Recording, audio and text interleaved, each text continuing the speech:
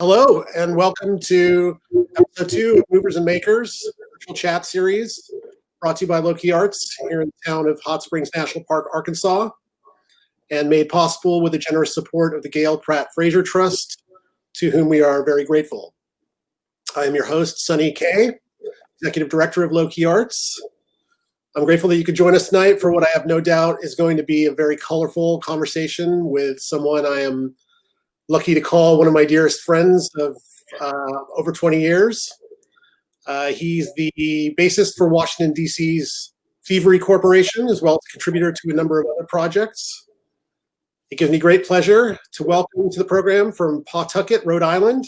It's Pawtucket. Pawtucket, pardon me. Bassist Supreme, Ashish Vyas. Hello. Thank you very much, Sonny. Thank you very much for this. Yeah. And like you said, I've known you forever, dude. You're like I would just like to open this up with saying, in my musical journey that I've been on, you are a very important part of it. The stage in my existence where my ego and my emotions definitely were bigger than they should have been. And I think yours was too. We were doing it back then at time. We have a lot of white hairs in our hair these days. You know what I mean? But I mean, I love it. Very well said. Thank you. I'm very grateful for you to say that, and the feeling is mutual. You're certainly an important friend and former employee, I guess you could say. 100%. Dude, and we have so many things to gripe about. We have a lot to. We have this conversation could take many hours or weeks, but hours. Well, welcome to the show, Ash. First off, have you ever been to Hot Springs, Arkansas? You know what? To be honest with you, no. I think I was, and to be straight up with you, I never actually played there either. In Arkansas in general, you know what I mean? And it was on the circuit back when we were doing the Gogogo stuff. Right. And for whatever reason, we never had been there. And with Thievery, I've never done it also. But I will say that I have stayed at I stayed on the bus, but the bus drivers have to sleep, so we were outside of Little Rock. You know what I mean? That's the best I can say. You know what I mean? Well, we'll have to try and do better than that when things open up again. 100%. I'll go anywhere where you're at. If you're in Antarctica, Sonny, I'll be like, yeah, I'll book a ticket one day. You know what I mean? So. Careful what you say. Okay, so I really want to get things started at the beginning of your story, Hash, and I hope you don't mind, but I might throw a few surprises your way. We're starting with this one, nice, very nice for both of us. There's how they talk about the head and the heart, right? You know what I mean? There's people who are the thinkers, and then there's also the people who are just very passionate. My little brother is definitely the head. And I have a lot of heart. He's smart. My little brother, and that's just the two of us. The real backstory is I was born in 1974 in Lowell, Massachusetts. My parents came from India, from Gujarat. My dad came in 72. His brother had been here a little bit earlier. Lowell was an area where there was to tie all this stuff into what's going on right now. I mean, after the 1965 Immigration Act and all that kind of stuff that passed, there was a lot of immigrants that came into this country, and it wasn't the dum-dums, it was intellects. So there was a lot of H-1 visas that were coming over for academia, and my dad's younger brother went to University of Lowell, as well as many other people. The professor there was smart. He ended up having these guys do an undergrad program. He was like, hey, you know how I can get paid more if I do a grad program? And they all became grad students. And then my dad showed up. I was born in Lowell. At some point, my dad's a pharmacist, or was a pharmacist, excuse me. And excuse me? I don't think I knew that. Yeah. Actually, the building that I'm in currently, that I'll tell you about later, was the old pharmacy downstairs. And so I grew up in, I've been pushing buttons for registers since, single digits kind of stuff. But so we ended up moving from Lowell. My dad got his license in Rhode Island, and so Rhode Island ended up becoming home base. We did Pawtucket, we did East Providence, and then North Providence. And this was something I was telling you about before. The big thing, because the backstory is whatever, but the big thing was my parents. They started making money, the immigrant story, and they ended up moving. They ended up building a house in North Providence. So I had done kindergarten to 7th grade in East Providence, and then 8th grade to graduation in North Providence. But the schooling system was kind of wacky. So did a kindergarten to 6th grade in one school, had a whole bunch of friends. 7th grade was moving into the middle school, and in East Providence, it was a 7th, 8th, 9th type of thing. But I left after the 7th, so all of a sudden there's a new mixture of people. And so, you're trying to find identity at that time. Right. Then we moved to North Providence, where over there they had a bunch of secondary schools that were 7th and 8th grade. And then the high school was 9, 10, 11, 12. So I got in there, the 8th grade year, again, not knowing anyone. And when you're like 13 or whatever the age was at that time. Were you part of a larger Indian community? Oh, yeah, definitely. Oh, actually, that's a great thing. I'm glad you brought this up, because I was going to bypass this just to get to the music and fun stuff. But this actually ties into it, because when my parents ended up moving, when you're like 13, which is like, you can't be, like I said earlier, so you're going to get in a car and be like, hey, I'm going to go hang out with my homies from back there. That's not the case. So I got into music, music became my solace. I ended up inheriting my uncle's record collection, which was just like, my uncle that had come here in 69 or 70 and just killer. What a killer. Like Carole King, like Kiss, like he was a big Neil Young fan that I found out afterwards, which was killer because I had this bootleg. Anyways, so I didn't have any, didn't have high school friends. I met, like, there was 3 guys that came into high school that year that we all, like one of them's going to be running for mayor next year.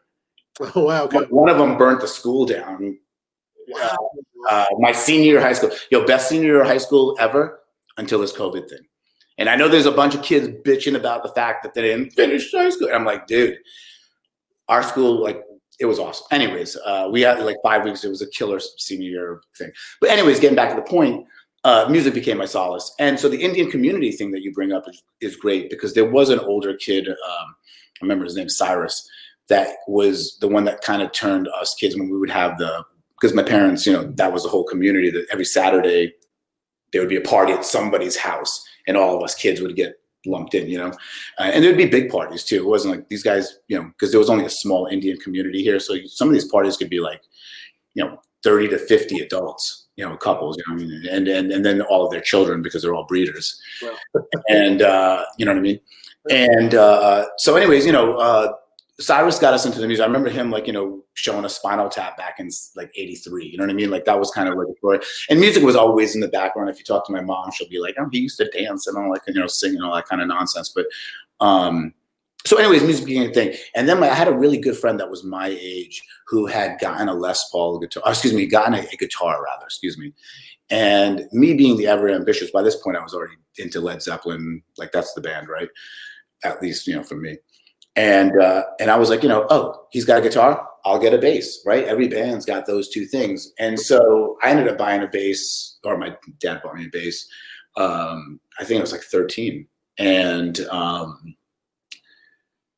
I guess I would think, I love, my dad will always say, like, there was a time where he was like, that was the worst investment I ever made. You know what I'm saying? I'm like, no, it was the best, So anyways, my buddy, he had a guitar. We would get together periodically. But again, it was one of these things when you're a kid, it's not like, hey, Mom, I want to go over to Jigger's house and we're going to go play guitars. You know what I mean? It was just sitting in the house and just shedding all day, one day aspiring to be in a band, Did you take lessons? Yeah, I took 9 months of 7 months of lessons, and it ended because my mom ended up going to India for several months. She went on this Indian trip and pilgrimage kind of thing, and just to have a ride to go there. I was getting my license towards the end of that year, and to be honest with you, those 9 months of lessons, I'm kind of me, I'm an autodidact, but those 9 months of lessons, I'll tell you that's kind of like the basis of my entire playing. I mean, I remember my teacher saying, hey, you can get away with playing gigs all the time by just playing a pentatonic, just knowing your pentatonic scales. I actually learned those and the other modes, but the pentatonic, dude, the bands I'm in, it's like you were talking earlier, it's like, oh, we only played 2 notes. I mean, like, those are the best bass lines, I'm sorry, did I understand you right? You said you stopped taking lessons to go to India with her? No. My mom had gone to India. That's why I always remember, because my lessons was like a brief moment where it was a weekly thing, but she ended up going to India. And it was also like school started again. It was like a late, early year into the end of summer. Okay. But the lessons and the stuff that that guy, Andy Rosati, I randomly ran into him several years ago when I was, long story, and I had to thank him again. Like, I mean, dude, I played it amazing. Like the little kid in me right now is like, I mean, just talking about this right now, I'm just tripping. That's great. So anyways, taking it up there, my buddy, like my classic story that I tell people all the time about instruments when people are so geeked out on like, oh, I got, I always tell people that kid that had the guitar that I bought the bass. He always said, yo, when my dad gets me a Les Paul, it's going to be on. It's going to be on. This fool got his dad to spend $800 on a guitar. And like 6 months later, he was done. You know what I'm saying? And, meanwhile with me, I had a beater. Mm-hmm. First thing was a Domino, which in hindsight, I'm really into Japanese guitars, like the early 70s stuff. They just look super cool. They sound, some of them sound good. Some of them sound like shit, but he had that, and that was like $80. And then the second thing I bought was like, maybe $250 or maybe $300. And that was a big thing. You know what I mean? It was a Squire of all things. It wasn't even a real Fender. You know what I mean? Yeah. And I had that for a long time, and then it got stolen in San Diego. But by that time, I was already guitar geeking out. Yeah. And then so at my senior year, and so let me tell you also. So my whole other thing was I had to get out of Rhode Island. Right. So my whole gig was as a kid, like in high school, I was just like, yo, when I get out of the house, I'll be able to be free. Because, Indian parents, my parents are amazing people. Like for Indian parents, they're super, super, super cool. You know what I mean? Like it could have been, I got some of my like Indian acquaintances and friends who had to deal with some nonsense, but my parents are pretty liberal, you know what I'm saying? And so anyways, that being said, I had to get out of Rhode Island. And when I graduated, I ended up moving to San Diego to go to San Diego State, you know what I mean? And that was kind of my first choice. I wanted to go to California, and I guess to fast forward, that's the end of the adolescence. Did you apply all over the place? No, not at all. I applied to 3 places. I applied to University of Houston because my uncle lived there. I applied to Elmira just because it was like, Elmira's in New York, dude. It's famous. Elmira's famous because Mark Twain had a house there. You know what I mean? Like that kind of nonsense. It's like 1,000 people at that school. It's like, what's that? Showing my ignorance of literature. No, touche. No, but I don't think anybody would know like Elmira. Come on, it's like a small town. And then my main thing was San Diego State. Wasn't smart enough to get into UCSD. So that's very surprising to hear that. Why? Because I'm Indian. See, that's whack. There are a lot of dumb people who went there. Touche. Yeah. Well, that's right. But so anyways, I ended up going to San Diego State, and you couldn't get any further away. I mean, like Pawtucket, for those people who are not familiar, is basically Providence. It's a mile down that road. So you couldn't get any further. You know what I'm saying? Like going from Providence to San Diego. So I was definitely away from my parents, which was a good thing. You know what I mean? Because at that age, in that stage of my life, your parents have a lot, my dad's paying my college too. You know what I'm saying? Like there was a lot of things, but having that distance and allowing me to grow into what I wanted to be rather than, I did make one mistake. I should have been adamant about I went in as a history major, and my mind works that way. But my dad and his buddy convinced me to get some practical. So I got a biology degree, and that took way too long. I was on the 6-year plan. I took a semester off. I mean, but by that point, like after once I met Mike, it was all different. You know what I mean? Which leads into that. When exactly did you land in San Diego? Like 95? No, dude. Are you kidding me? Yo, I got in there in 92. Oh, that early. Okay. August of 92. And the craziest part was this, is that I didn't want to apply to LA or San Francisco, because I was like, there's going to be too much competition over there, all kind of stupid shit. And that was like, right at the hype and all that stuff. So I moved to San Diego thinking it's going to be chill.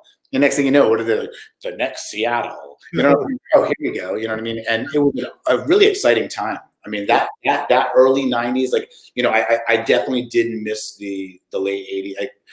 Chris Squire? Yeah, sure. Like that dude's been posting so much stuff online these days, and like stuff that like it dates back to before me, and I'm just like, damn, like there was a scene there. You know what I'm saying? Always happened. Always. Exactly. Yeah. And so when I got there, I felt blessed in that sense. But my biggest problem was I didn't have anybody to play with. Talk about coming in blind. I had a college band where we did a bunch of covers one day for like whatever dorm night or whatever, and we did everything from Johnny Cash to the Misfits, How long was it then until you met Mike? And when I say Mike, I mean Mike Vermillion. Mike Vermillion. Yeah. Talking about that's my dude right there. Like that. Like at the end of the day, man, that's like. I feel like in some you probably have the same feeling because you've been in bands before that you've actually tried to think that you were going to actually do something with, and there,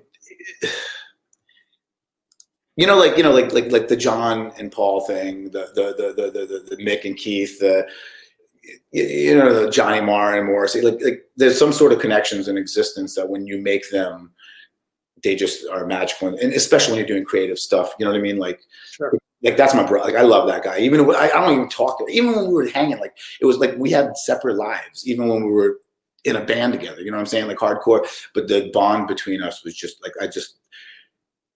that guy. I mean, if there's anybody that I owe any of this shit to, it's him. You know what I'm saying? Because we allowed each other to make the music, and it was great. I met him in '93.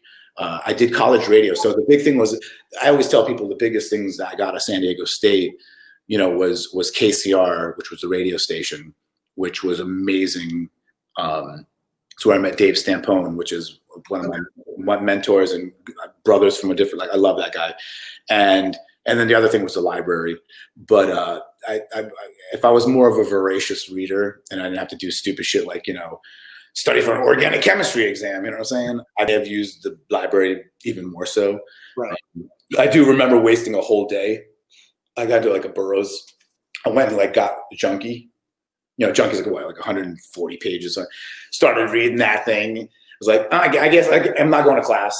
Just kept on reading. Okay, I'm done with it. I'm like, what am I doing up here? Went back to I lived in OB at that time, and went right down to the pier at the end of Dog Beach and just sat there and finished the book. So that was the library. But KCR, on the other hand, dude, KCR is one of the reasons. That's another thing that's a cornerstone of existence is, being an immigrant kid that don't have money, like getting sweated for cash, remember back in those days when it was like, you could pay for like a Replacements album that was an import from England and pay like double the price, but because the record store, that's all they had. It's like, well, no, I guess I'm not going to buy Let It Be today. You know what I'm trying to say? And so there was so many things that were on my I want to taste, like, the fact that kids can go to YouTube and Spotify. Now you just need to know what to go listen to. And that's always been the tastemaker thing. Mm-hmm. And luckily for me, the bands that I liked had good taste. I mean, I remember reading a Kim Thale interview, from '89 when they were doing Louder Than Love or whatever, or '90. And, he's talking about Perubu and whatever, Captain Beefheart, you know what I mean? Like, just like all these, like, so when I got to San Diego State, the best part was the library. And the crazy thing was is at that time, CDs were just being dropped. So these guys, all the kids, most kids are not thinking depth, they're thinking about the now, right? And we were lucky because, my senior year of high school, I tell people, dude, September 24th, 1991, that was the beginning. I graduated in 92, fall, spring. September 20th, Blood Sugar Sex Magic, Low End Theory by Tribe Called Quest, Neurmind, you know what I'm saying, and Bad Motorfinger. Wow. Like a month before that, like in August, was like, Cypress Hill, you know what I'm saying? Like early in 92, like before I graduated, when I was like, March, is when friggin' Check Your Head comes out. You know what I'm trying to say? Like, it was just and then that summer was also the summer of '91, I think, was the first Lollapalooza. So Jane's Addiction, So it was a good time. So most of the kids were like, they were listening to now stuff, and they were listening to CD stuff. And so, how back in those days you just get promoted. But the killer part was like, nobody was touching the records. And dude, this KCR has been around since the late 60s. So like some of the comments that are on the stickers that are thing, they're like from like DJs from the early 70s. And they're like talking about it when it came out real. Oh, this song. Wow. So it was like a really like educational, And then I was lucky enough to meet Dave Stampone, who, was an encyclopedia when it comes to music and was also in touch with what was going on in the scene at the same time and knew everybody there. So that was one degree of separation from knowing people who I didn't know, but I knew the band and all that. So like that was a great thing. And like I said, I met Mike. I met Mike through Right there, Mike. I met him through KCR. He was graduating. I think he graduated in '93, and he had there was another guy, Mike, that he was actually roommates with at that time. Mike Alexander. He actually he was like, hey, my buddy plays guitar. Yeah, look at that, dude. Yo, dude, that house. I want to talk about that in a little bit. You know what I'm saying? Like that was such a magical, like that Golden Hills vibe over there was super cool. Like, I mean, man, I used to live in the back, remember?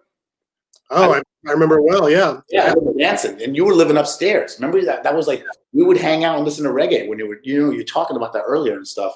Like, dude, we had some amazing hangs. You know what I mean? That place is, dude, look at that. I love San Diego. God damn it. I was saying to people, like, right now, that's on my short list. I think I want to move back to San Diego. It's yeah, man. It's like I got my cousin lives there. I got a really good friend that lives literally on the beach, dude. It's like he lives in Ocean Beach, which is crazy. Indian dude. And long story short, I just been going there a lot. Like with Thievery, we go there like once or twice a year sometimes. You know what I'm saying? So we're always playing. Let's dial it back onto that. Let's get back on track for a sec here. Yeah.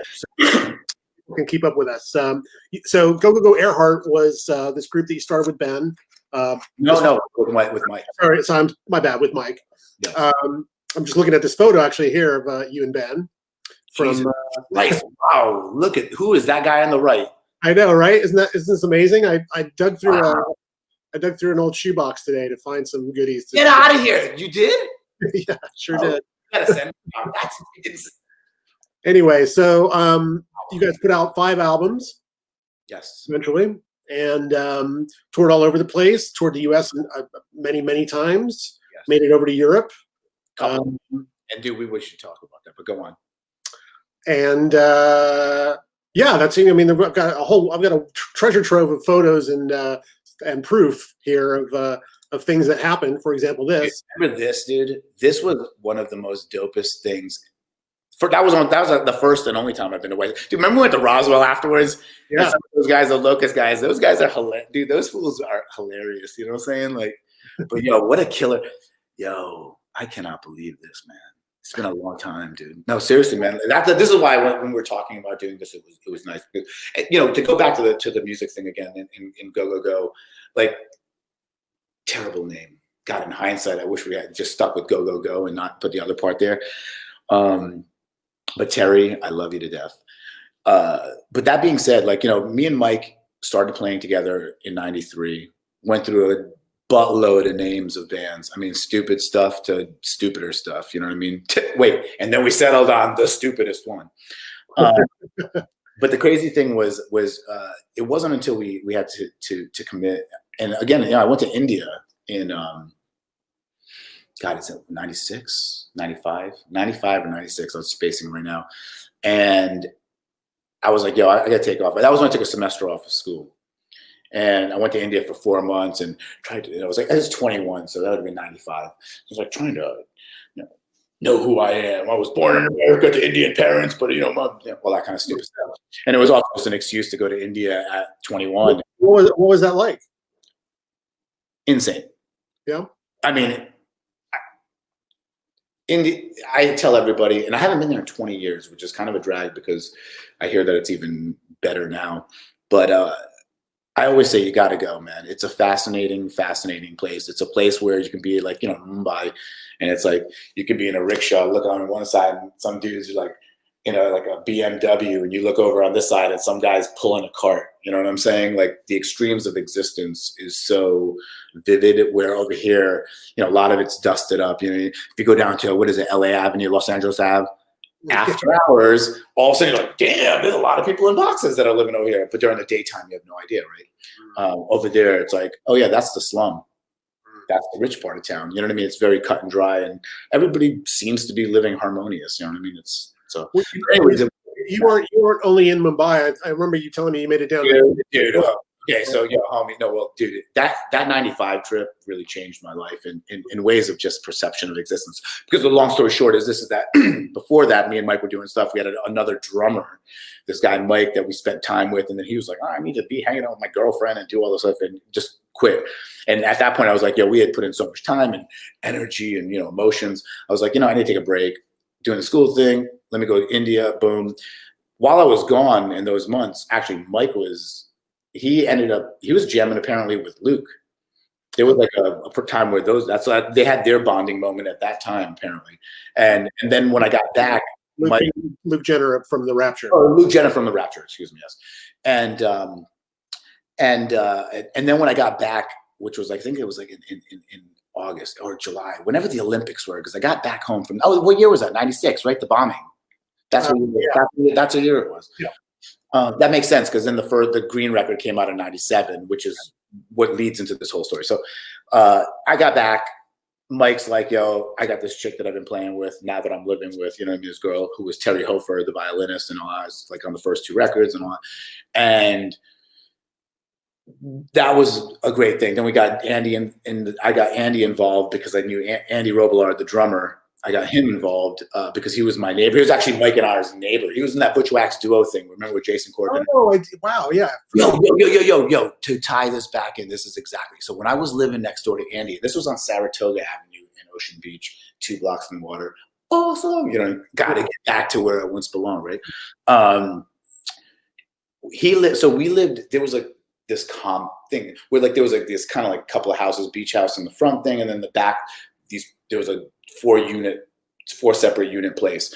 Andy and Jay lived in one of those things. I remember because at that time Andy was working bartending at the Velvet, which was the old Casbah up the street from the Casbah. Right. And it was the Velvet Lounge or something. And that's the Casbah in the back, that right there. Yeah. And so Andy, I remember going to see. We went like he would get me in because I was I didn't have an ID at that time. I can't remember the deal, but he would let me in, and we ended up having these other neighbors next to them that were from Eau Claire, Wisconsin, and apparently, what was it? Calvin Klein. What's the Harmar Superstars old band? That's one of them, I think. Yeah. Remember that? One of these bands. Well, they had played at the Velvet, and the guys next door. I think he's from the Midwest, right? He's from somewhere out there. Minneapolis. There you go. So yeah, and so these guys, knew of that connection in this band or whatever. So they had, invited these guys to the house to crash the night. And so the next day, and that was an open thing because Andy and those guys lived across the way from these dudes. And so we were all hanging and whatnot. And before they had to leave to go to LA or Phoenix and what's the main guy? What was the harmonizer? What's his name? Jeremy or something? I can't remember. Sean. What's his name? Sean Na, right? Yeah, Sean Na. Sean. Oh yeah. Well, could have been Sean Na too. But anyways, long story. He was also selling records. Like he was selling records. And dude, that's what I bought the broadcasting system from. That's my freaking Trenchmouth story. The last Trenchmouth record, which I think is the best record that they did, it's super dubbed out. It's like it's with the Eternals and all that going. But anyways, that ties into the Damon Locks thing that you did. Yeah, that was a story that today I'm like, what are you talking about right now? And dude, the crazy part was one of the dudes. Who was it? One of the dudes ended up getting a trench. When he was talking about having trench mouth tattoos on like. Well, I was talking about I was talking about the. Damon was talking about the person in Sao Paulo or something like that. Oh, right, yeah, okay. It was crazy because like somebody else ended up getting. I can't remember if it was one of the dudes that was in the house. It was a trench mouth fan, like those kids that came over that ended up getting a tattoo of trench. It was anyway. So that's the trench mouth thing. Wow. But anyways, that was Andy. So when I got back in '96. That's when the band really. That's when Gogogo really happened. This one includes a bunch of the people you've just been talking about. Yeah. That's Scott Whelan. That's not Scott Whelan. That's actually Andy Robillard. But it's kind of funny because I've seen this photo in the past and people have been like, "Yo, who's that Scott Whelan guy?" Like the odd man out, But I'll say something right now, dude. You know what's crazy? This lineup, the double drummers lineup. Yeah. There's somebody just posted some footage of that stuff up from Houston, and it's the only stuff that I have of it. And I'll tell you, man, that was a powerful lineup, man. That version of the band was nasty. Mm-hmm. I mean, it was definitely a volatile one because everybody had so many opinions back then. Jesus Christ. Yeah, me, you know, everyone's like, oh goddamn. So yeah, young men are like that. So how did you wind up getting the Thievery gig from being in San Diego? And is that what put the full stop on Gogogo? No, I think, no. I mean, the real full stop was the fact that I was just, well, here, I'll explain.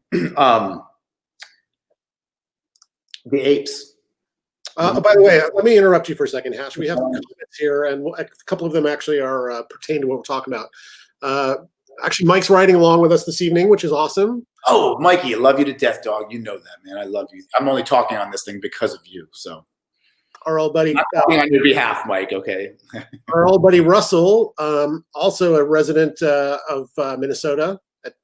Russell White, yeah. Oh, word. Hey, man. Long time, man. We're cyber friends, but I haven't seen you in like decades, man. It's crazy.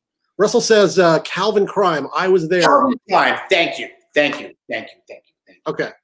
Yeah, kind of like every one of his band names was like something else. You know what I'm saying? Like Sha-na-na, right? Like Tillman. I was spacing on his last name too, but Sean Tillman. That's right. Yeah, right on, man. Thank you, yeah, Russell. Man, good to see you, brother. Congratulations on all your stuff too, man. I've been seeing like most of you guys have become adults. I'm like, catch up. Anyway, I didn't mean to interrupt you, Hash. I just wanted to stay current with the comments. So yeah. Long story short, to tie into Thievery, so we can get into that whole thing quick. Go. We like our sister band in some ways ended up being like the Apes, and a lot of it had to do with the fact that we had the same booking agent, Julie Robbins. You know what I mean? Whose husband is Jamie, who does Earthquaker pedals and stuff like that. Like I'm like blown away. Like it's awesome. Small world. Not even small world. Just no, man. It's about just continuing doing it. Yeah. Do you know what I'm trying to say? Like people who stuck around who didn't just like, hey, I tried it, and it's a man for me. I always wanted to do music as like a lifestyle and I want to get paid in some aspect, and again, I always talk about like, where is it? My thing, if this is commerce and this is art, where does this project fall on that? You know what I mean? Like some of the stuff that I'm doing, like all my free jazz bullshit is obviously not commerce, it's art. And, when I'm doing things like Thievery, it's 100% commerce. It's how I was living for the last 15 years. Wow.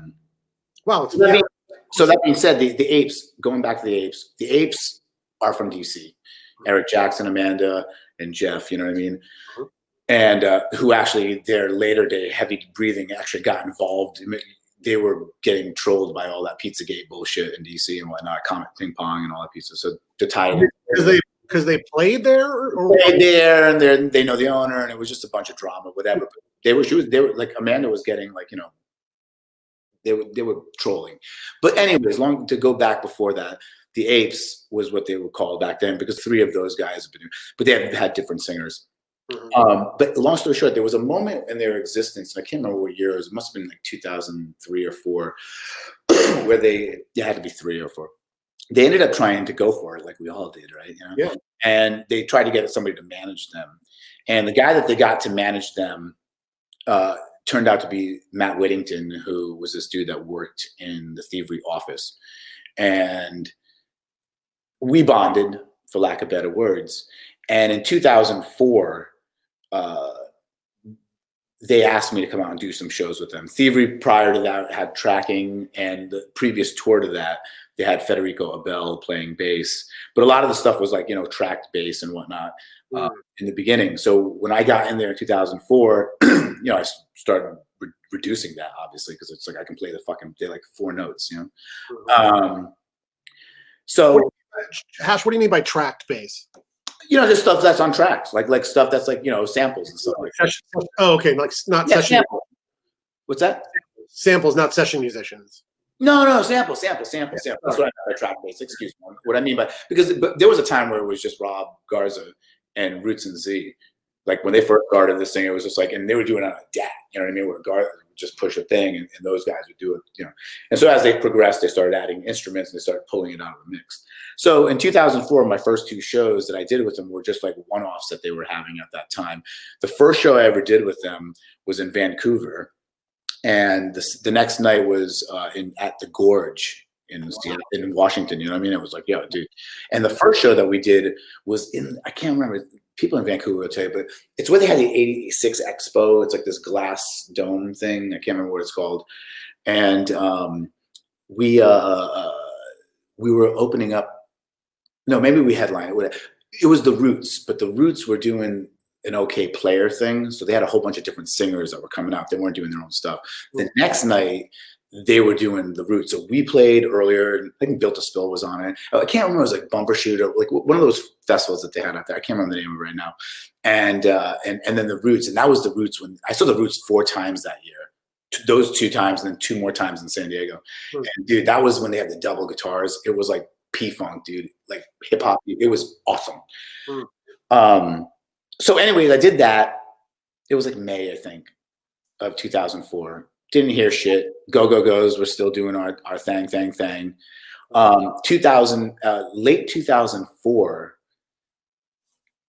Late 2004 is when I got a phone call that was like, hey, we're going on, or maybe it was in January. It could be. Hey, we're going on a 5-week tour of the States. Can you do it? Starts in San Diego. I'm like, does the Pope wear a funny hat? You know what I'm saying? Like that was a low brainer. And I was a fan first. I will tell you, Hannah Kirkenbauer, you know Hannah. Sure. You know, she hit me to these cats, and you know, I'm an open ear guy. Again, college radio thing for me. I mean, to me, music, it's all the same. You know what I mean? I like certain Britney Spears songs. You know? So she knew about them before you did. Yeah, she hit me to them, and you know, I listened to it, and it was, you know, obviously reggae influence and bossa and sub world music, which I, you know, in the Go-Go-Go's, I mean, I feel like I was the guy that listened to the most world music, you know what I mean? Collectively, you know? Right. I mean, I was a Fela freak, you know that. And, sure. And the reggae guy, you know what I mean? It's like nobody in that band put on reggae. It was me, you know, and the Grateful Dead, you know what I'm saying? Hey, Mike, sorry about those days. I know you guys have to listen to me, listen to Come a Time, like keeping, man. Anyways, so we ended up doing 5 weeks. I got a call. They're like, hey, can you do 5 weeks? I was like, you know, yeah. Literally 45 minutes later, I get a phone call back. Hey, man, we just tagged on another 5 weeks in Europe. Can you do that too?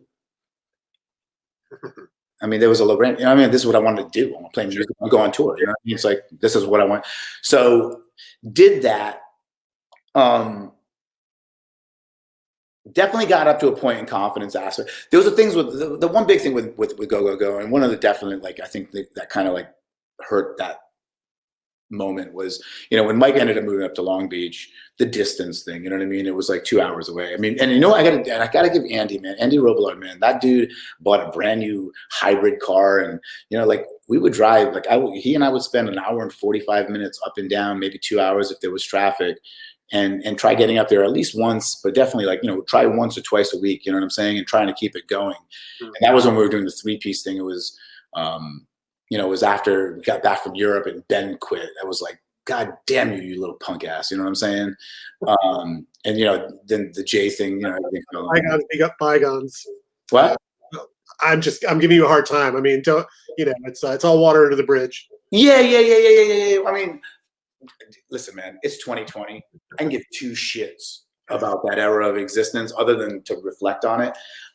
There's no hard, dude, when I saw Andy for the first time in like, so here's the deal, dude. When we were in Europe on our tour, the last tour was at 2005, 6, something like that. Dude, like a week into it, like, you know, me and Mike were having a night on town in Vienna, came back, you know, Paul Drake was with us at this moment. And, you know, me and Mike got lost. We were hitting Steins, and we were talking, you know, Mike at that time was like, oh, I want to change the band name, I want a new direction, you know, just like the stupid shit that you like, you know, because we were at a point where it was definitely hard. And anyways, we get back, we get back and we're wasted. And those 2 dudes were sharing a room, Andy and Ben. and we knew the doors were unlocked. And I just remember we like opened the door and we're like, "What up, guys?" and like jumped on the bed. And Andy he took it bad. And so the next morning, or hours later, not even the next morning, so we go to the room, me and Mike, and Paul's already sleeping. We get up, three of us, because Paul's the ever ready, you know, like, hey, yeah. We get downstairs, and you know how they have breakfast for free in Europe and all that kind of stuff, you know what I mean? And it's good breakfast. So we're sitting at this table, and like, I want to say like Mike's in the middle and Paul's on the side, or maybe Paul's in the middle and Mike's on the side, and I'm on the side. It's kind of one of those like U-shaped things. And Andy comes down, he's like, "You motherfuckers, man, like I was going to knock on everybody's door last night and just get us kicked out and this, that, and the whole thing." And, you know, I'm like ever jovial and whatever. And I'm like, yeah, whatever. And he literally turns around and charges at me. And I'm like, I immediately get up, and Andy and I have already gotten into fights before. So, but I get up and it's just like, twat, twat. You know what I'm saying? I hit him long story short, man, that was like a week into a 5-week tour. Wow. And for the next 4 weeks, no, we apologized, dude. We hugged it out like 7 hours later when we got to Prague and whatever. But I'm saying, like, for the next 4 weeks, Andy's got a black eye.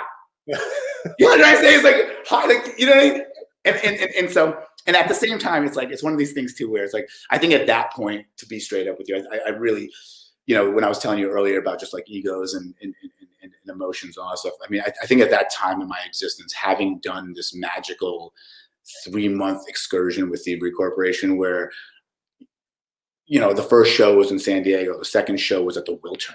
Mm-hmm. Hey, I'm counting in Perry Farrell on the song that he sings on the new record that they have. Like, what? Pretty wild.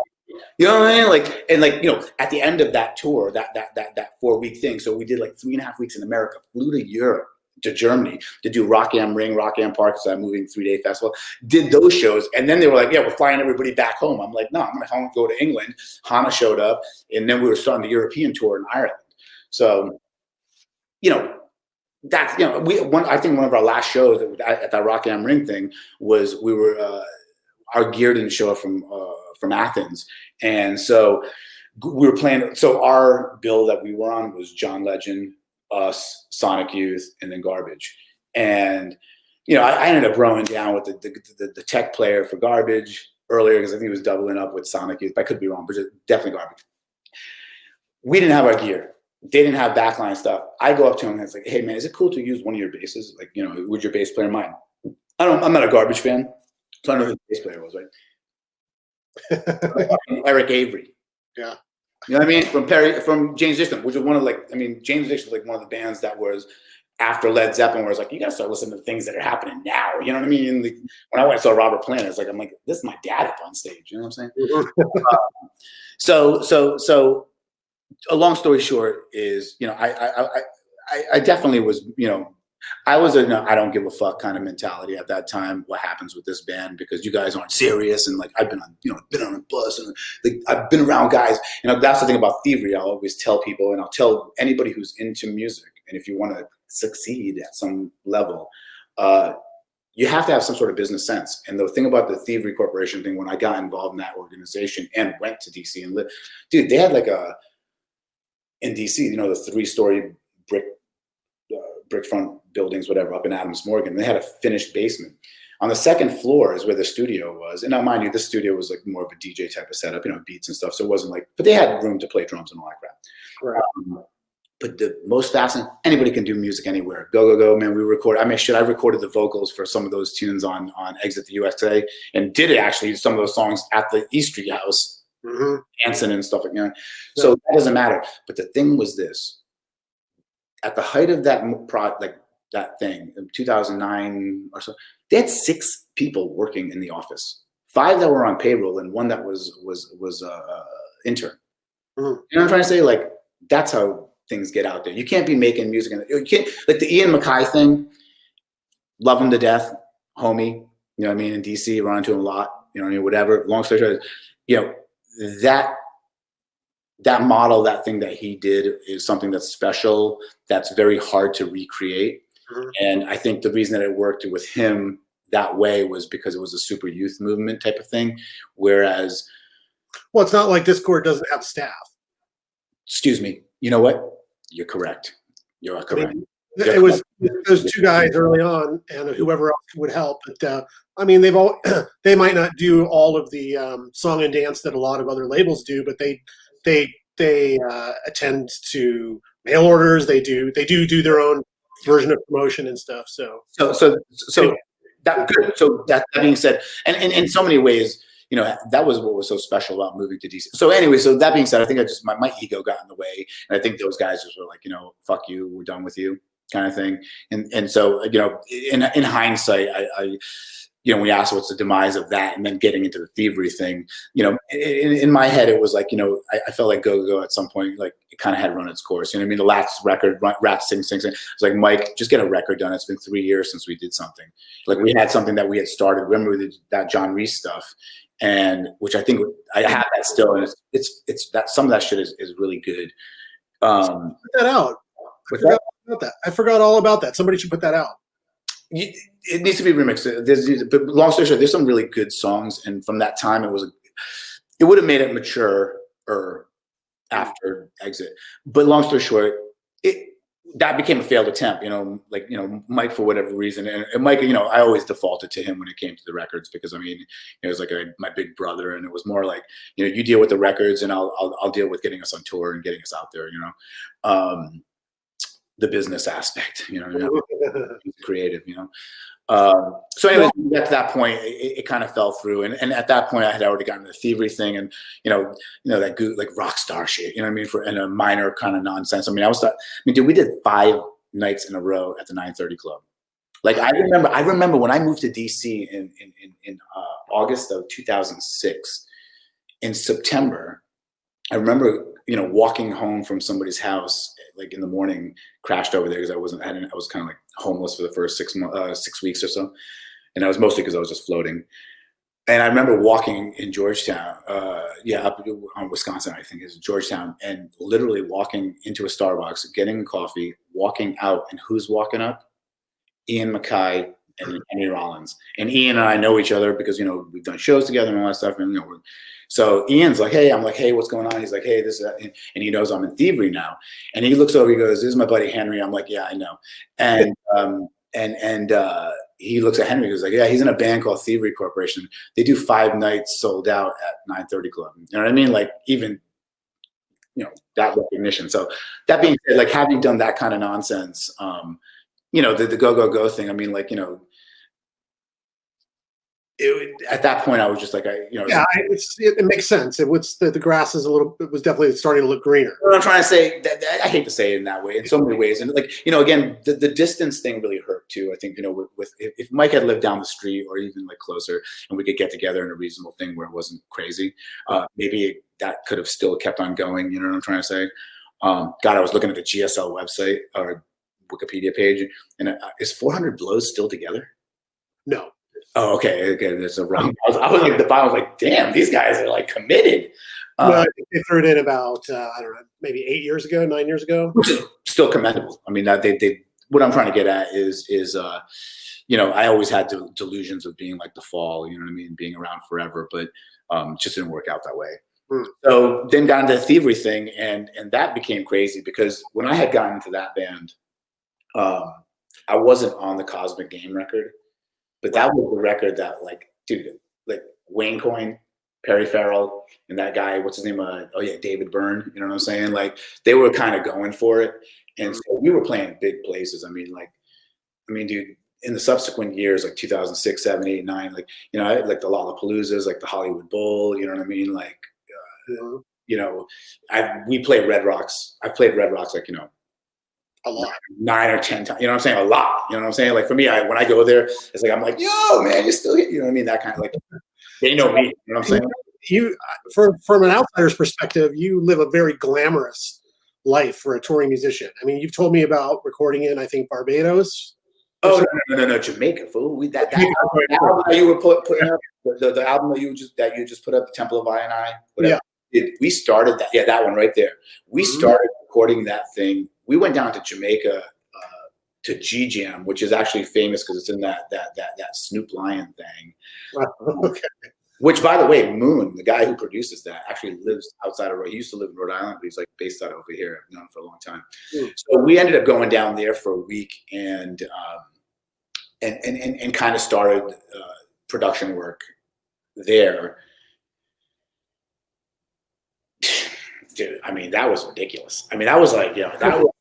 I mean, literally, dude. First of all, let's say, like, if you don't know Thievery, for the people who don't know, Thievery Corporation music is very easy stuff. Not to say that the punk go-go stuff was like complex. I'm glad you're saying that, because I actually wanted to ask you to I find myself like in the course of writing a press release for this and just in talking about Thievery in other contexts, I always have a hard time trying to piece together what feels like a suitable definition for the group. I mean, it's I call it world electronica. The easiest way to say it is world electronica, and it's like the electronica obviously being the beats aspect of things, and then the world music. I mean, dude, like they did the Saudade. I'm not even on that record, but that's like a super bossa type feel type record. Like it's got that Latin vibes. Dude, I mean, and then they do reggae. I mean, they got rock things. I mean, then in recent years they've got the hip hop thing going on with Mr. Liff. Sure. I just call it world electronic. It's the easiest way to say it because are all the recordings? Is it all the drums only live at shows? Well, they know how to. Like Eric is a really good tastemaker, and he's got good taste, and he knows what to lift when it comes to samples and sounds. And same with Eric. Rob also. But a lot of when they're doing the sample-based stuff, yes. But in recent years, because Jeff Franco, the drummer of Thievery, is I mean, genius. Live, he's a big part of the group. There's no. Dude, you don't even understand. Like even not in the last several years. I mean, he showed up about 10 years. I don't know, 10. I can't remember now. 10 years ago, so. And he's like the baby, but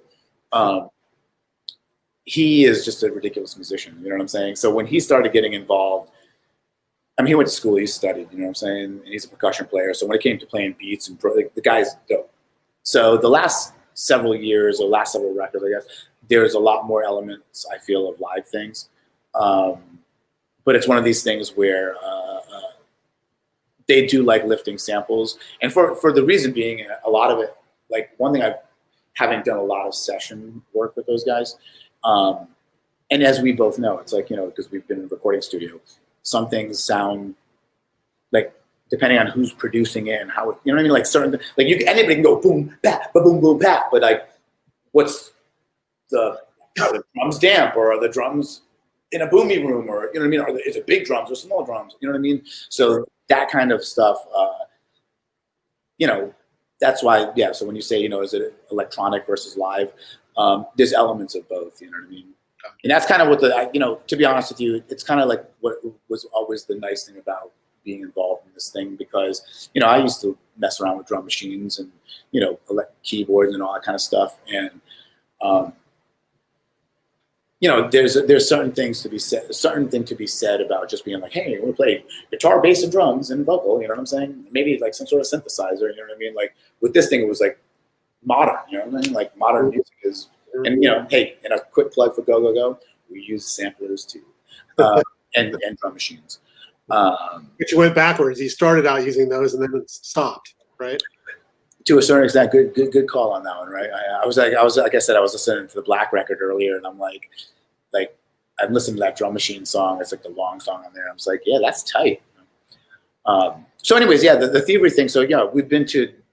Dude, I played awesome shows. I've been all over. Like, dude, I mean, we're huge in Greece. I mean, that first tour that I told you about when we went to Europe, like we did USA, and then we started the tour in Ireland, and there was a moment where I think it was that tour where, in the beginning part, we went to Greece, playing in front of like 15,000 people in like the amphitheater up in like Mount Lycabidis or whatever it's called. Like in town, you know what I mean? Like, like the Parthenon's on one of Greece is, I love that place. So anyways, we went there, or it never rains at that time of the year. So they didn't end up paying money for a roof. Right. It rained Only while we were supposed to play. It was insane. So show got canceled. A lot of money on the line. Boom. We ended up coming back at the end of the tour. They're like, hey, can you guys do a makeup day in Athens? I'm like, yeah. You know what I mean? So I played things like, been in Eastern Europe. Like Thievery is huge in Eastern Europe. I feel like that's like one of our biggest markets. Been to Croatia tons of times. I remember going to Croatia with Gogogo. Actually, one of the promoters that had promoted Thievery stuff, he and I were able to trace back that he brought Gogogo there in 2002. Wow. Yeah, he and I were like throwing down. He goes, Gogo. He goes, oh wait, I was at that show. I'm like, what? You know what I mean? So yeah, you know what I mean? Like, I remember we did like a one-off show in like Morocco, somewhere in Morocco. I can't remember right now. That was a hilarious thing too, because we ended up missing our flight to get there. So we drove from DC up to that was the craziest. We had this insane van driver. So at that time there was like, so the thing about Thievery, the other thing too is like, everybody's all over the place. So, you got Frank Orella that was living from Port Out Pondering, that was living in Chicago. Lulu has been living everywhere. You know what I mean? She was in DC, but then had gone, upstate New York. And so anyways, there's a bunch of us that would take like 8 or 9 of us that would go from DC to the airports. You know what I mean? Whether it's local ones. In this case, we decided we were going to save money and go up to New York. Lo and behold, get to New York. It's like Puerto Rican Pride Festival, whatever, something crazy. We're like hanging out, dude. We were hanging out literally 2 things from the front of the building, waiting to see if we could figure it out. Dude, we're all like smoking weed. And this like post 9/11 guys. It was like the most surreal trip ever, But anyways, yeah. Then got to that Moroccan thing was like I think I was in Morocco for like 12 hours, And that was the thing with Thievery, that the cool thing, but also the annoying thing. Annoying on the sense of getting paid, but the cool thing was we did a lot of one-off things. So it wasn't like, it's only been the last couple of years where we've been like, hey, we're out on the road for like 3 months, Prior to that, I was like, yo, flying to San Diego on Friday, playing on Saturday, flying back on Sunday. You know what I'm trying to say? Like that kind of nonsense, or like little 3-packs of shows here and there. Yeah, that's how I got to see you in Las Vegas so much. Yeah, well, no, Vegas we started in the early part, but then we started it was part of the West Coast circuit. But yes, exactly, because what do you call it? What's the Brooklyn Bowl guys? You know what I mean? Let me just interject with a few more comments here before they get ahead of us. Yeah, is anybody out there fact checking me right now? Bobby Missile here in Hot Springs says, I played that Go show in Houston at Mary Jane's with that lineup. Man, remember that? That was a show outside, dude. Yeah, there was a really cool rock band on that thing, and I don't know if he was in that band. But, he was in a band, Attractive and Popular. I think that's probably who he's talking about. Oh, we stayed at his house in Austin, right? Did he live in Austin? Or he was in Houston? No, wait. No, he lived in Hot Springs. He would have been in Hot Springs, I think. But regardless, I don't know. Anyways, yeah, but that place, yeah, man, wow. Sean Robinson, I'm excited to hear about Heavy Breathing. So get your ass back down to Florida for a hang. That dude right there, that Sean Robinson character, man, that is a interesting dude, man. Yeah. He used to work at Chuck Levin's for years, and he knows everybody because he's such a friendly dude. But then he moved to Florida, and now he's golfing. Christopher Pearson says, I remember walking in Normal Heights with you at 99, and my son had a black eye, and the side eye we got was too real. Wow. Chris Pearson, man, I haven't seen him in forever. But again, I have a lot of you guys are like cyber friends, which is super, like, it's pretty awesome. I have to say that the one thing that's really, for all the social media backlash and the bullshit that is definitely involved in it, I think it usually tends to be when people get opinionated on those things. But otherwise, when it's like, Chris, like Kingsley, my boy Kingsley, like another person, Kingsley Kwan, college roommate, second semester. We both had shitty roommates the first semester. We ended up saying, let's live together. This is like spring of 93.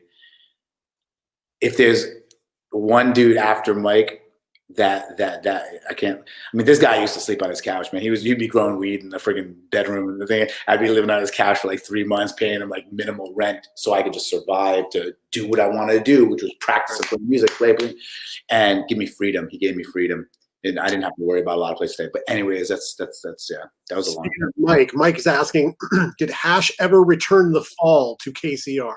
All of them, yo, all of those. That's, if you want, I never stole a record, and I'll tell you right now, that's bullshit. When people do, this is a public service announcement to anybody who still works in a radio station that has records.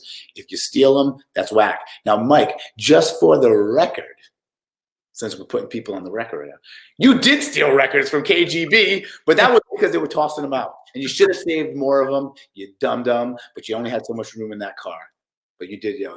Some of those Demetrius Antuna saying, hey, hasn't seen Hash in like 15 years. Yeah, dude, this dude, Demetrius, first things first, if he's still on right now, man, we're cyber friends now. It's crazy. I remember seeing your band. What was the name of his band again? What was it? Well, that you would know, probably the Drop Science.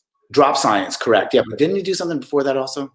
The Drop Science for sure. But dude, I'll tell you right now, dude, yo, man, spot on for you being politically active during this last, several months of stupidity, or several years of stupidity to be. But kudos to you, man, for being opinionated and making points up there. You're one of those people that uses social media in a way where you have to deal with backlashes and all that kind of stuff.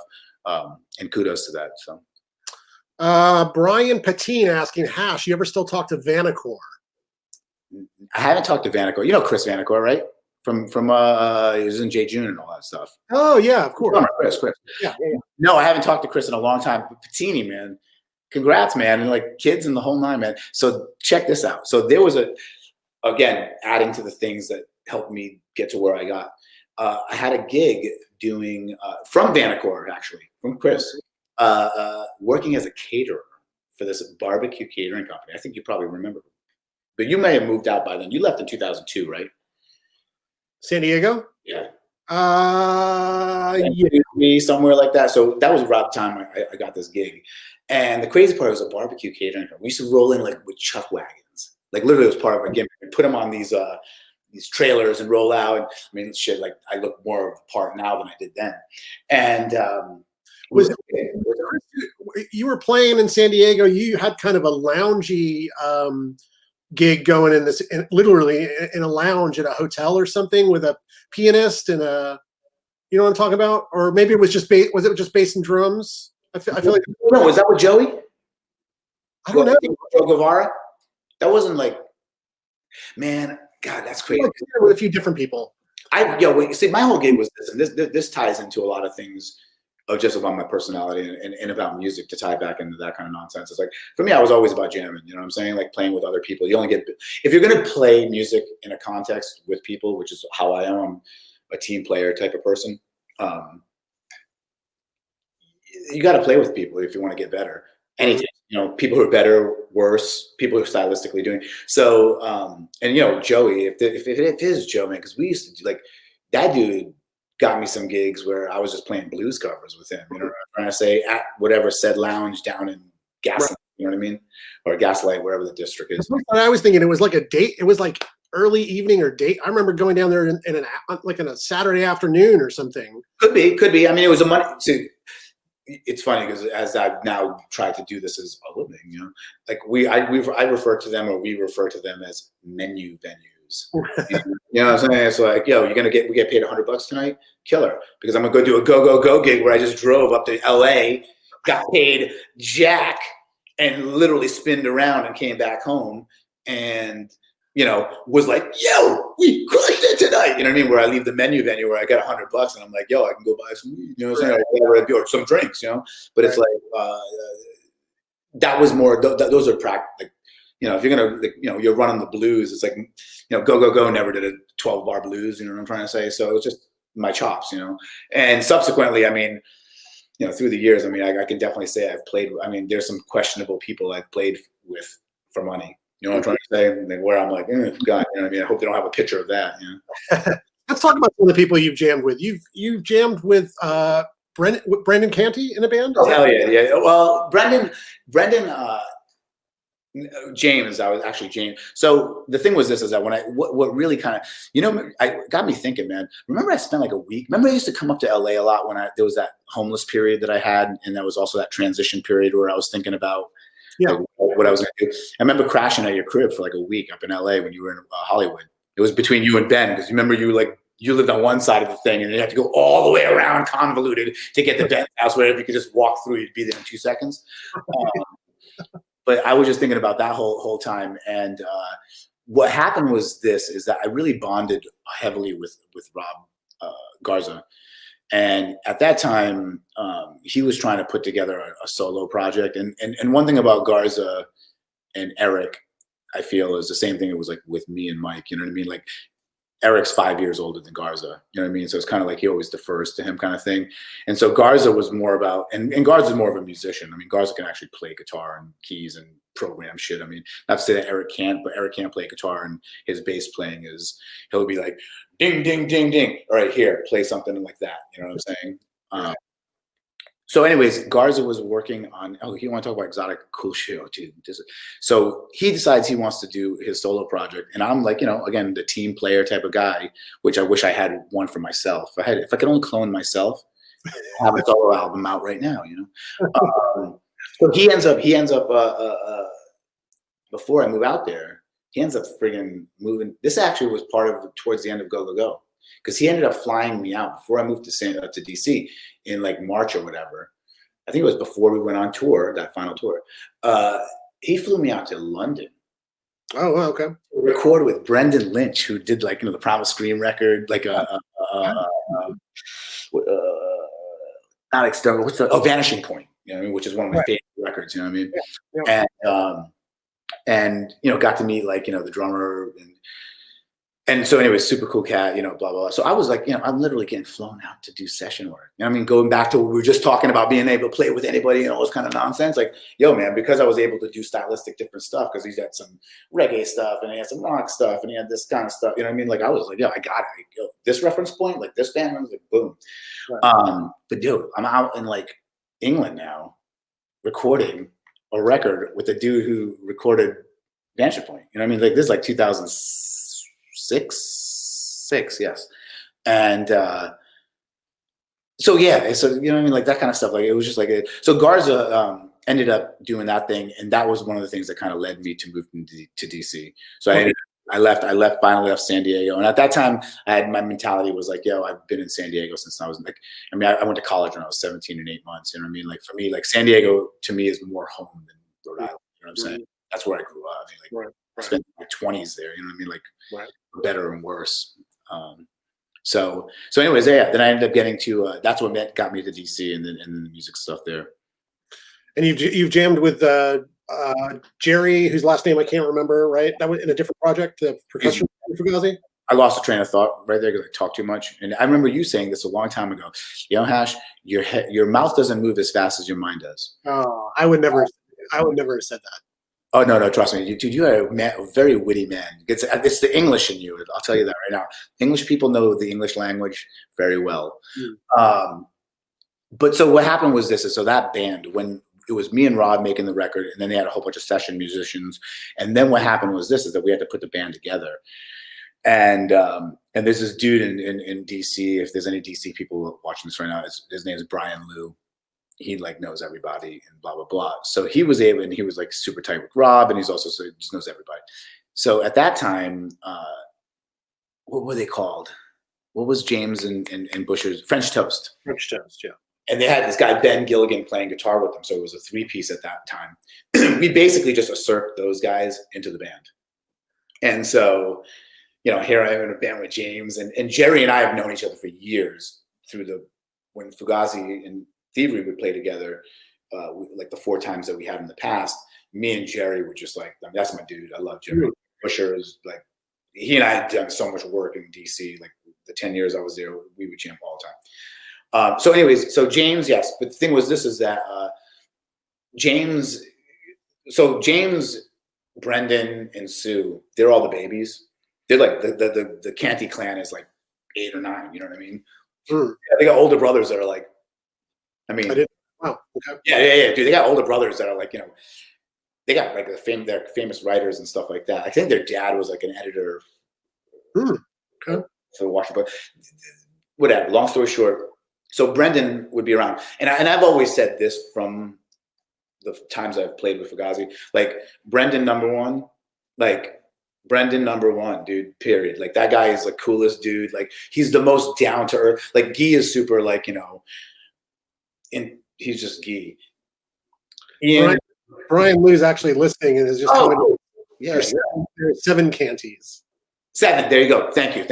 So he knows that family very well. I remember slow dancing with their mom when she was like, 80 years old. Like wow. Okay. It was crazy.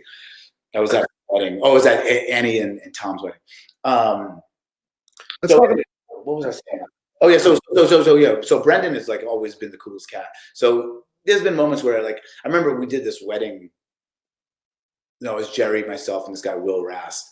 But Brendan was there. We did we played like this small party thing, the 3 of us, like Will, Jerry, and myself. Will's this nasty keyboard player. Ended up playing with Antibalas, and he's played on some Thievery things. And, but it was for one of the dudes in Wilco that was getting married at that time. I cannot remember for the life of me. But it was like a private party for him. It was awesome. It was like, let's talk about this.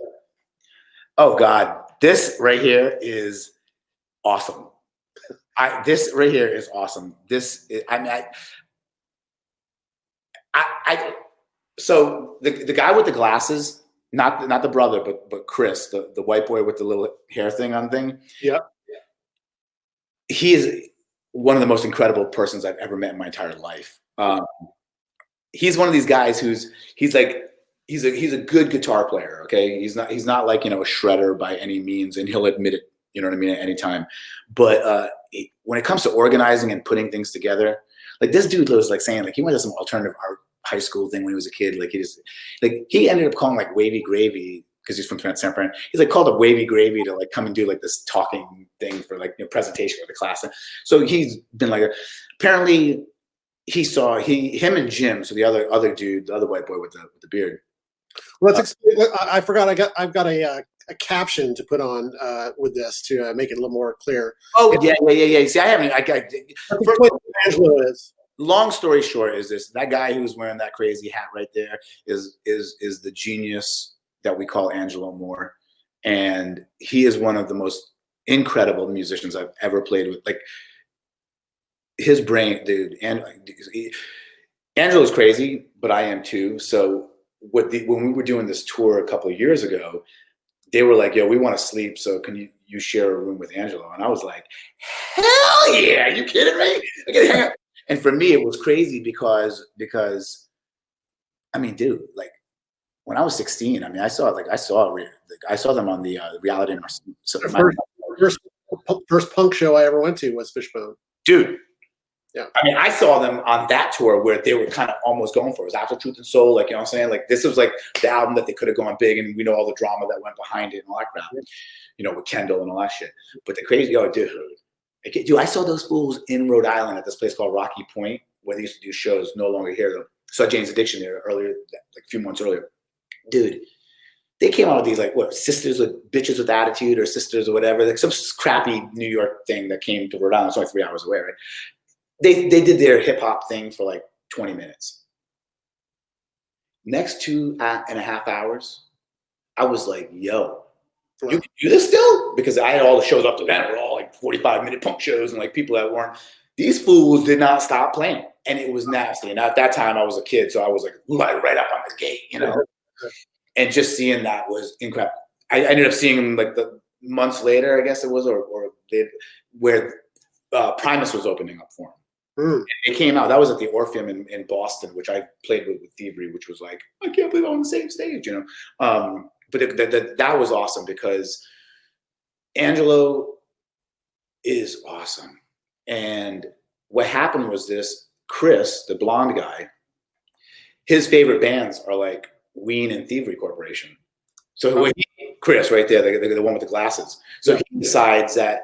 So they've been doing this project for years. So what happened was this: is the quick backstory on that. Chris ends up watching the Fishbone documentary, decides that he wants, and Jim, who's the other guy who's got he owns a studio. He's the music mastermind. Jim makes Jim's he makes record, like he's got Grammy nominated stuff and crap like that.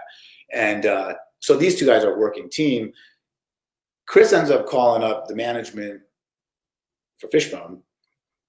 The chick that was working that, who I know now, she was like, yeah, here's his number. You know what I mean? It wasn't even like, if you want to get it, you know, it's like they get in touch. Next thing you know, it's 2 records later. They got a budget. They're starting to try doing it. And who does he want on drums? Claude Coleman, right? I mean, from Ween. So boom, he wants me on bass. He calls me up. He goes, do you want to play with Angelo more? Like, I'm like, what? Boom.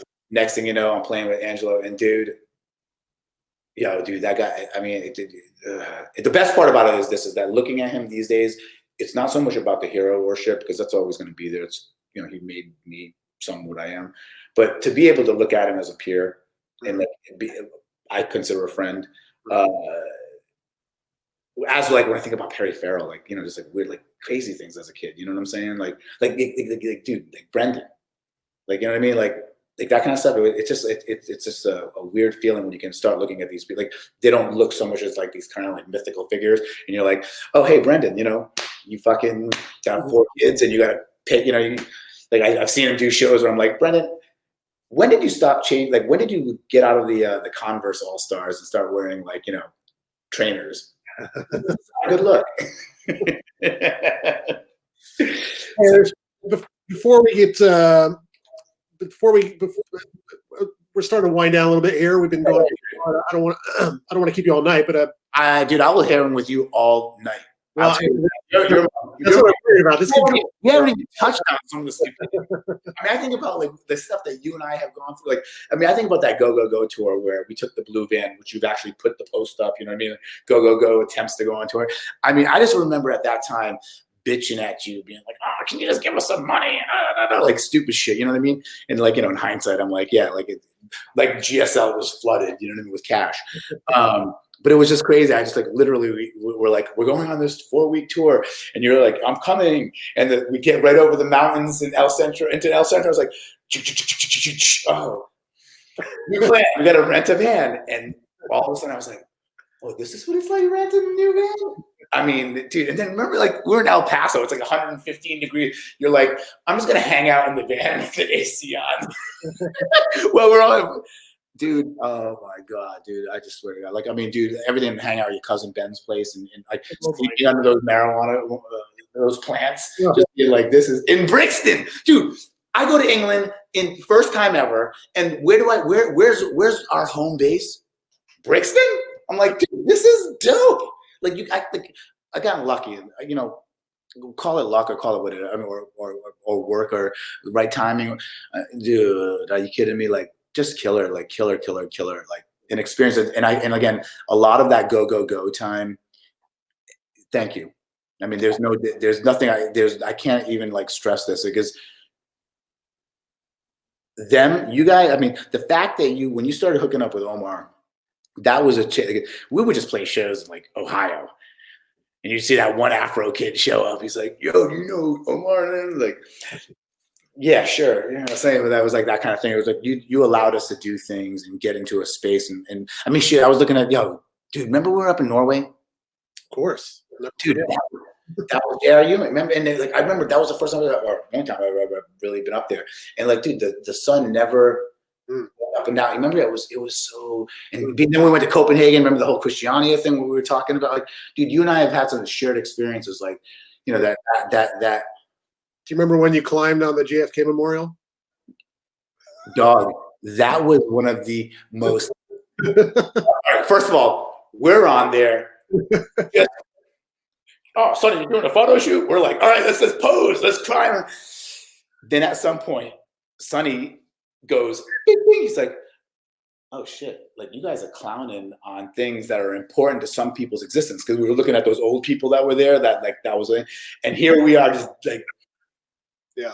Oh, are you kidding me? Dude, hell yeah. Like, those moments are etched in, like, God, dude. I mean, yeah. I mean, we could really, if you wanted to put, like, really go back memory lane. I mean, there's something. I mean, dude. I mean, even just good shows too, just good hangs. You know what I mean? It was just like, sure. that last GSL. I mean, excuse me, the Golden Hill House thing. Mhm. I mean, where the 2 floors thing going up and down thing. I mean, that was so. Of course. Yeah. That was killer. I mean, like, that was a magical time.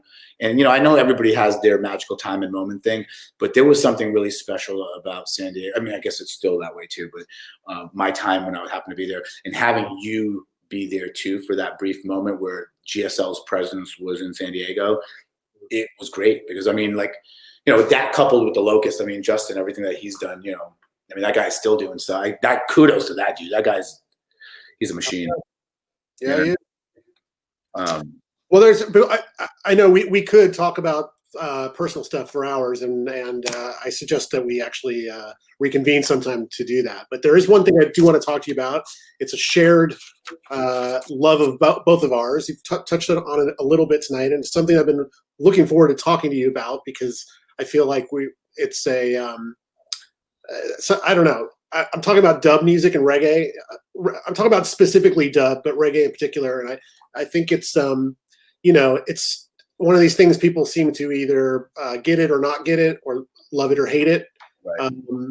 I certainly don't love every version of reggae, but I have a place deep in my soul for dub music. And I don't know why, but I think you feel the same way. Oh, 100%. It's the English in you, friend.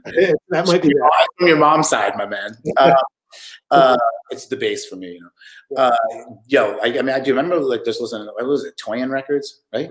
Like we'd just be up in your room, like in high, and just shooting the shot and talking about plotting to take over the world with And dude, reggae music, man. Are you kidding me? Like I that kid that I told you about earlier that got the guitar and then got the Les Paul and stopped playing.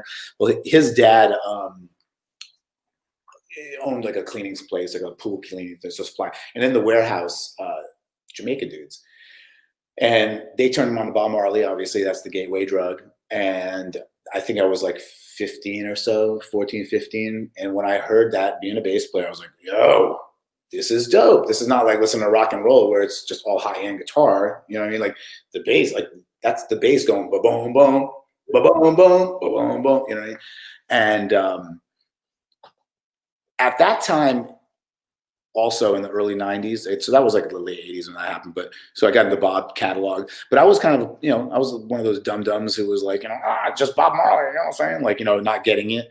And then being hip to like, one of my all-time favorite bands is PIL. So, and a lot of those British post-punk bands dabbled in it, you know what I'm saying? And so that kind of gave it a little bit of credibility, to a youth that, because when you think about reggae music, it's like, Bob Marley, and it's always the thing. It's like, I tell people all the time, I don't give a shit if you're a Grateful Dead fan or not, but if you're not listening to them or even giving them a chance because of their fan base, that's bullshit. You know what I mean? It's the same thing with Sublime. It took me a long time to get into Sublime. After he was dead, it was because fucking all those idiots that, I was like, no. So that being said, the post-punk guys were great, but what was really, really, really crucial was, remember that label Blood and Fire? Sure. Like when they started doing those, because that was where Adrian Sherwood was involved in that. And when they started doing those reissues of classic dub records, the early releases on that thing were mostly dub records, and some like iRoy and U-Roy started. U-Roy, I think, is one of them. But some of that stuff came a little bit later in the releases. It was mostly just dealing with dub. And at the same time,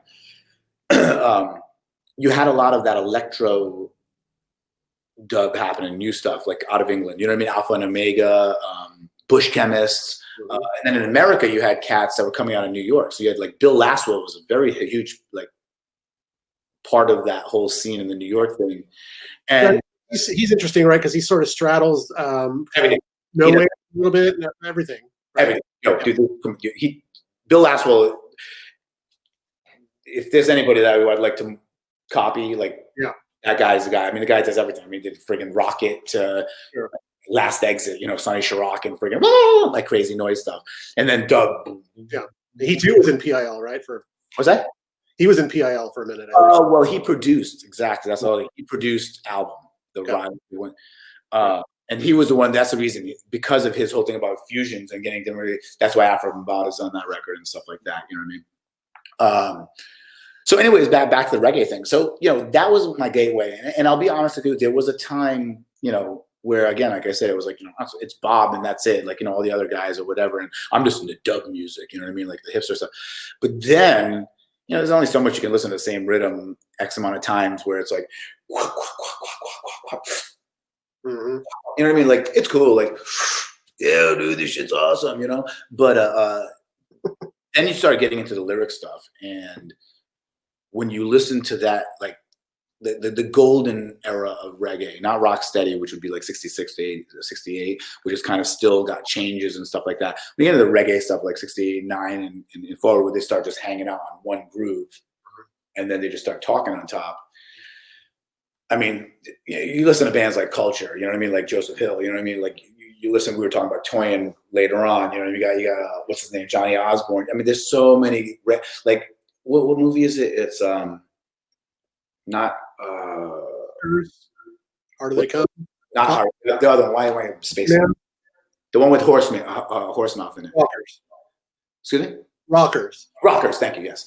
That, the scene where where those kids that come in there where Jack Ruby's doing the tryout and they come in there all harmonizing in the backyard. Like, dude, like everybody in that country sings. Yeah. And some of them go for it. You know what I'm saying? And get the opportunity to do it. Mm-hmm. And when you start, like, I mean, talk about a genre that's about singles. You know what I mean? Like guys like Bob, like he's rare. You know what I mean? Burning Spear, Bob, Culture. Like these guys can put out records that are solid all the way through. Mm-hmm. Even Dennis Brown, you know what I mean? But there's so many guys that are just like singles cats. You know what I'm saying? That they end up compiling a record of that, and that becomes the record that you hear. But they were singles. You know what I mean? And dude, the messages, man. Like, I went to a memorial for a really good friend of mine on Friday, and they read from the Book of Revelations, and I'm like, yo, that's a reggae song right there. You know what I'm trying to say? Like, that kind of thing. So yeah, when it comes to stuff, and the thing about reggae music, it's like, at the end of the day, it's like I was listening to it earlier today. It's like it's just being a bass player and being into rhythm. Mm-hmm. Man, come on, man, that's bass music number one. Yeah. At the end of the day, that's like bass culture. I mean, that book is called Bass Culture, right? The history of the Jamaican. Great book, yeah. You know what I mean? It's called Bass Culture, and it's like, dude, being a bass player, how can you not like that? You know what I mean? Right. It's so meditative, and again, its influence on, once again, Western music. I guess it's Western music too, but like punk rock and stuff. I mean, dude, like when you listen to like Joy Division, right? Like their bass lines, sometimes it's like the same bass line the whole song, 3 minutes. Right. It's guitars that come in loud and soft, right? Could be a reggae song, right? Like Sure. reggae, they pull out the guitar, they pull it in. You know what I mean? But you know what I mean? Like it's not this thing where, hey, we've got a bridge, like the Beatles, where it's a verse, chorus, bridge. And so, anyways, that being said, our mutual love for that, dude, 100%. I think that had a lot to do with the weed, though. You know what I'm saying? It's like, all right, nobody, JP does smoke. All the other punk rock guys don't. Jim Laner may come upstairs, but it's like a conversation with Jimmy is like sometimes it gets out there. You know what I'm saying? Hey, let's talk about. While we've got a few minutes left, I want to talk about the projects that you're in, like simultaneous to Thievery, I guess. Just currently, yeah. I mean, yeah. Let's talk about this one. Who's this? This is all right. So that guy on the left is my buddy. That's my bestie.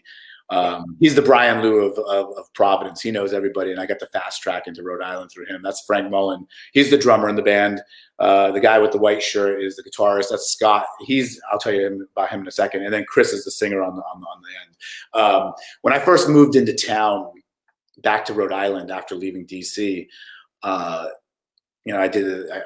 answered a Craigslist ad, and it was Scott who had posted this thing where he's like, I'm getting older and I don't want to be lugging big amps up the stage and all this kind of stuff. And I had just gotten out of DC and I'd been in Rhode Island, moved into my parents' house, it was like super low spirits.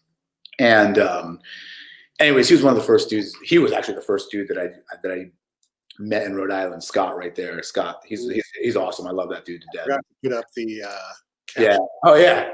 Well, that right there is all because of the singer who's on the right, Chris. He's got a radio show in town. So the guy on the left, Frank, is the program director for this community radio station thing that we have in town. It's broadcast on 101.1 WVVX, Providence Community Radio. And Chris has a show on it which he calls Shred the Gnar. Oh, nice. Okay. Right on. What about this? Oh, this is hilarious. So this is a band called Animal Face. And the guy on the right, Gregory, is a dear, dear, dear, dear friend of mine. He and I started doing this last year, and it's basically a improvisational post bitches brew type of thing, which I've been trying to do my entire life, because for me, Miles Davis's post bitches brew era, up until his first retirement, or his retirement in '76, is probably my favorite era of Miles Davis ever. And so I've always been trying to recreate that in some form or fashion in the better 30 years of my existence. And that band is that. And the difference between the two bands is Narnia is a hardcore band, which is hilarious because we're all old guys doing it. And then Animal Face is just a bunch of old guys just jamming out. So I'm in two old guy bands. You know what I mean? You mentioned recently when I was speaking with you, setting up this chat, that you had been working on some solo. Well, that's been my thing that I've been really kind of focusing on for the better part of 4 or 5 years now. I mean, I've been writing tunes, like musical things and whatnot, but really, like, it was mostly musical stuff than being like, hey, let me find somebody to sing it. And I'm over it. You know what I mean? Like after being in a band with like 5 fucking annoying ass singers, I mean, it's bad enough to be in a band with just one, because, you know, but then being with Thievery, it's like, yo, you got like, and they were everybody in Thievery, because Rob and Eric are the band, and then they hire all these alphas. So it's not like being in a normal band where somebody's like quiet. Like That's so interesting. Yeah. Wow. Everybody thinks they're the shit. You know what I'm saying? And everybody is the shit. So it's more like being part of a stage show than a band sometimes. 110%, dude. Yeah. That's why I always say it's like doing theater. Mm. So what were we just saying right now? Where is this to tangent off? I was talking about you're asking about your solo work. Thank you. Yeah, see, exactly. I still forget about it.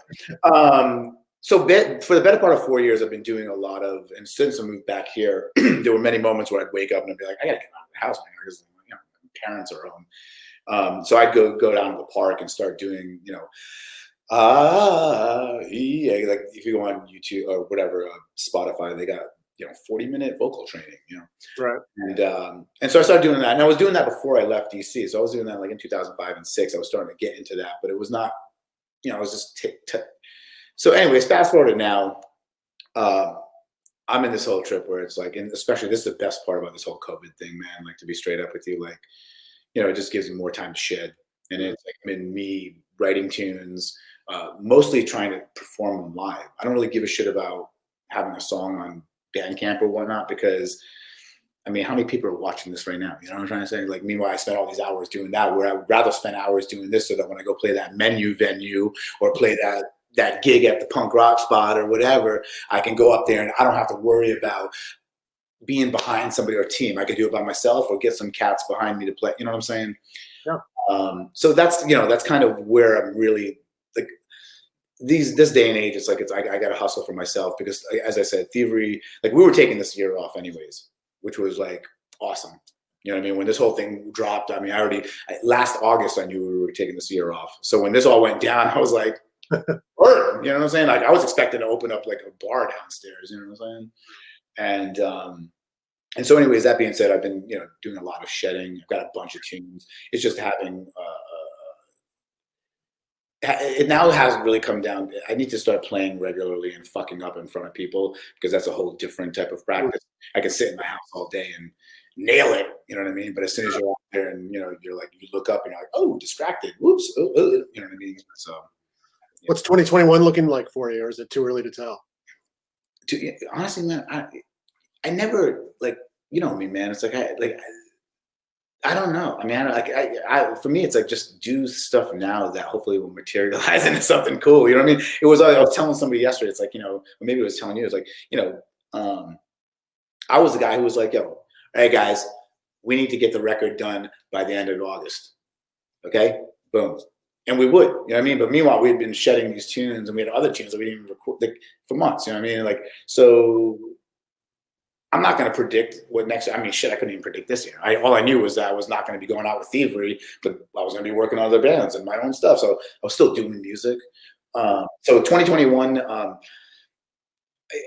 if you want to get into a philosophical, political thing, it's like, I think a lot of people are going to be burnt out, as we were earlier this summer when this whole thing went down in March. And, I think there's going to be a lot of death on one capacity or another. And, we'll be desensitized to it. I think not having this dummy that we've had in power for the last 4 years, and especially just the clowning, like just the facetiousness that we've been dealing with. I think 2021, when the weather gets better in the Northern Hemisphere, I think people will be going out and what I just said to you, I want to start playing more shows. I mean, I've been playing pretty much every weekend since the end of August between Animal Face and thing. But I mean, the gigs are whack. I mean, we're playing outdoors in front of like fucking dinner crowd. You know what I'm saying? Like, especially in Narnia, we did our first show and it's literally, we're doing, our songs are a minute to 2 minutes. Some of them stray into the 2.5, but literally minute or 2 minute. And it's like, hey, that space over here, Kai? You guys like that? How that's what we used to do, right? But now you can't do that. So it's like literally kind of fun, It's like what a mess. Yeah, it's like I think about when I remember when I was in Vegas, and I think it was at the same time. It was like I could look out the Flamingo, and I think Love was happening at Caesar, and the Who were playing across the way or some shit like that. And I'm looking at this thing, just going, like, this is the Who, like, the band that blew out eardrums and people got trampled at their shows. And now I'm just like, damn, you know what I'm saying? So now it's a $200 night in Vegas for people 65 and older. Well, I mean, and then going back to what we were just talking about before, like, I'm older now, you know what I mean? It's like, it's like as much as I really wish I could, like, truly connect with a 20-year-old, you know what I'm saying? It's like, I mean, shit, first I was like, wah, wah, wah, wah, wah, wah, wah. I mean, I'm like, that's not my bag, you know what I'm saying? Like, so, it is what it is. So 2021 is going to be awesome. As long as I'm breathing, it's cool. And if I'm not breathing, it's still going to be cool for the people that are here. You know what I'm saying? So, yeah, right on. Good. I'm we don't have any more comments. We haven't had any more comments come in for a while. So I think we may have either put some people to sleep or they've gone to dinner and left us hanging. Not a problem, man. It to be straight up with you, this was just great. To be honest, just to talk about this kind of stuff with you. Yeah, man, I've enjoyed this a lot. We don't get to talk as often as we should. As often as I'd like us to. Honestly, yeah. And you're somebody who, now that we've done this, and the fact that you're still proactive, and I think that's the one thing I gotta say. I mean, like, dude, seeing you, to think about when I saw you last in the flesh was when it was for Bob's thing. Mm-hmm. I mean, like, that was dope. You know what I'm saying? Like, and this is like one thing that I really think the reason we should talk on our so we have something to really talk about and do is gotta get that GSL thing, dude. The more the time goes by, it's just gonna disappear, like the comment section area over here. You know what I'm trying to say? People are gonna be like, whatever. And I hear you. There's a lot of people who are our age, man, who are looking to get back into this, like their youth. I mean, just talking about Gogogo right now was awesome. You know what I'm saying? Like, so. Yeah, I'm conscientious of that, and I want to make sure that will happen. I don't know.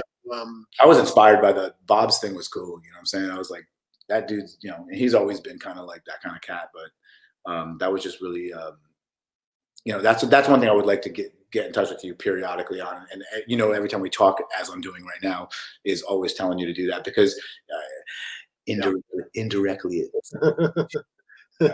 So. I promise you, Scout's honor, you have it. Yeah, I know. I'm just trying to say, I want to be able to promote something else. Fair enough. Yeah.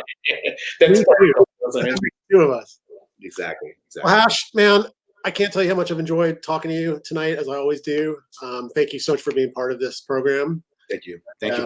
Spending some time with us and letting everyone know a little bit about who you are, what makes you tick, how you got where you are.